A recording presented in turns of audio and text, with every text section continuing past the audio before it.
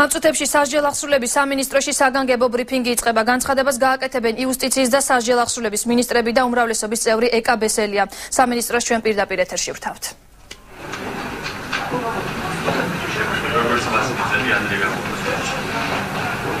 მოდი ეკა.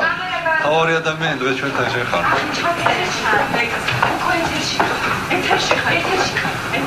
მოგესალმებით ყველას. ჩვენ ძალიან მნიშვნელოვან საკითხზე გვინდა გავაკეთოთ ერთობლივი განცხადება.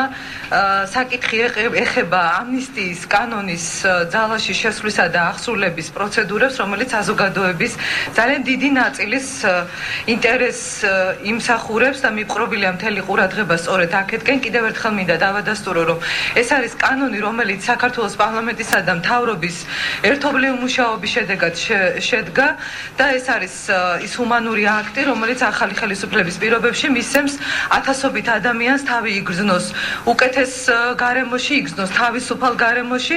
ძალიან ბევრი ადამიანი გათავისუფლდება, ხოლო არც ერთი პატიმარი არ დარჩება, ვისაც ამნისტიის კანონი არ შეეხება სასჯელის შემსუბუქების კუთხით. თქვენ იცით, რომ ვეტო იქნა დაძლეული, ამის შემდეგ უკვე პრეზიდენტს გადაეგზავნა კანონი ხელმოსაწერად. ეს ვადა იწურება 11 იანვარს. 11 იანვრის შემდგომ თუ 11 იანვარს ისევ არ გადაწყვიტა ხელის მოწერა საქართველოს პრეზიდენტმა, კანონის ძალაში შესვლა და მისი ახსრულება არ შეჩერდება. კანონის ახსრულება მოხდება 12 იანვარს უკვე პარლამენტის თავმჯდომარე იქნება უფლებამოსილი მოაწეროს ხელი კანონს და იმავე დღესვე შესაძლებელი გახდება კანონის საჯაროდ გამოქვეყნება, რაც იმას ნიშნავს, რომ კანონი ძალაში შევა გამოქვეყნებისთანავე.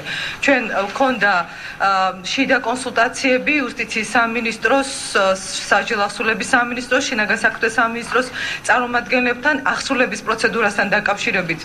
მიღწეულია შეთანხმება და ამის თაობაზე ახსრულებასთან დაკავშირებით ისაუბრებს ქალბატონია ბატონი სოზარი. მე მინდა გითხრათ პარლამენტის სახელით ის, რომ ჩვენ საკანონმდებლო ორგანომ გავაკეთებთ ყველაფერს, რომ კანონის დროულად ახსრულება მოხდეს. კანონის ახსრულებისთვის პირველ რიგში საჭიროა სწორედ იმ პროცედურების გავლა, რომელსაც ჩვენ გავივლით 11 იანვრის შემდეგ და უზრუნველყოფილი იქნება, რომ დაუკარგავი დღით, ანუ დღის დაკარგვის გარეშე მოხდეს კანონის გამოქვეყნება და შესაბამისად მისი ძალაში შესვლის პროცედურა.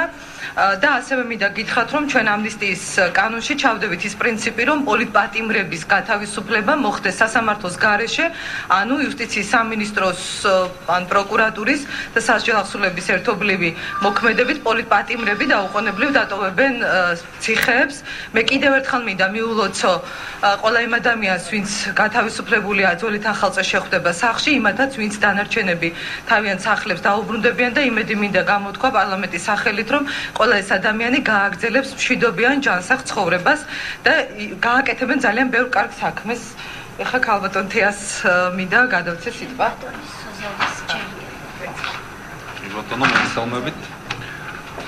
მე მაინც ახსრულებაზე გავამახვილებ ყურადღებას. თავისთავად ძალიან მნიშვნელოვანი ფაქტი მოხდა და ძალიან მნიშვნელოვანია განსაკუთრებით ის, რომ საქართველოს აღიარა, რომ ამ ქვეყანაში იყვნენ პოლიტპატიმრები, არიან დღემდე პოლიტიკური ნიშნით დაპატიმრებული ადამიანები, რაც სხვათა შორის არაერთ საერთაშორისო მოხსენებაში, ადამიანის უფლებათა დაცვის მოხსენებაში იყო ნათქვამი.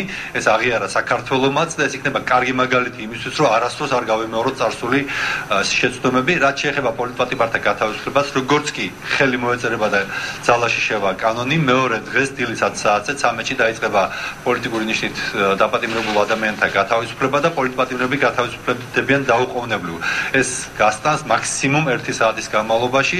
ისინი არიან ძალიან ბევრ სხვადასხვა დაწესებულებაში და პრაქტიკულად ყველგან ერთდროულად გაიღება კარი და 190 ადამიანი 190-ია, ხო, დატოვებს ციხეებს. რაც შეეხება დანარჩენებთან დაკავშირებით პარლამენტმა სასჯელ ახსრულების სამინისტროს მისცა ორკვირიანი ვადა, რომ ეს საქმეები გადავაგზავნოთ სასამართლოებში, მაგრამ ჩვენ არ გვჭირდება ამ ორკვირიანი ვადის გამოყენება. მზად ვართ იმისთვის, რომ პირველივე დღეს პრაქტიკულად ყველა საქმის გადაგზავნა დავიწყოთ სასამართლოებში და დარწმუნებული ვართ, რომ სასამართლო ჩაეტება იმ ორთვიან ვადაში, რაც მას აქვს მიცემული პატიმრების გათავისუფლებისთვის. ორთვიანი ვადა არ ნიშნავს, რომ ორი თვის თავზე გათავისუფლდება ყველა, თუმცა ეს იქნება პროცესი, რომელიც დაიწყება პირველი დღიდან და ორ თვეში უნდა დამთავრდეს.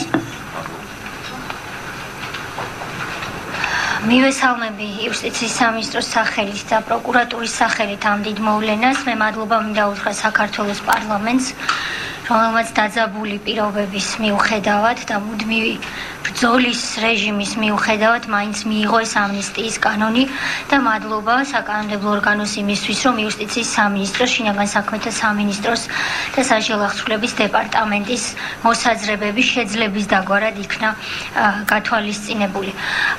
თქვენ უკვე მოგახსენათ ბატონმა სოზარმა რა ბედი ეწევა 190 პატიმარს. წინასწარმულოცავ მათ მეორე დღესვე დილით გათავისუფლებას.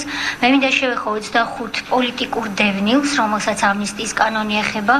აქ უკვე მთავარი პროკურატურა ჩაერთვება. 14 იანვრიდანვე მთავარი პროკურატურა მიმართავს შუამდგომლობით სასამართლოებს, სადაც საჭიროა აღკვეთის ღონისძიების გაუქმების მოთხოვნით და სადაც საჭიროა სხვა, ასე ვთქვათ, ზომის მიღების მოთხოვნით, მაგრამ ეს მოხდება 14-ში დილიდანვე. დანარჩენ პატიმრებს რაც ეხება, პროკურატურა აბსოლუტურად ფეხს აუწყობს იმ რიტმს, რომელიც მიზნად დაისახა მთავრობამ და მათ შორის სასჯელ აღსრულების დეპარტამენტმა და ორკვირიან ვადაში აგრეთვე მოხდება ყველა იმ შუამდგომლობის ფორმირება, რაც საჭიროა დანარჩენი პატიმრების გათავისუფლების დასაწყებად. ეს იქნება სწრაფი პროცესი, როგორც აქ აღინიშნა.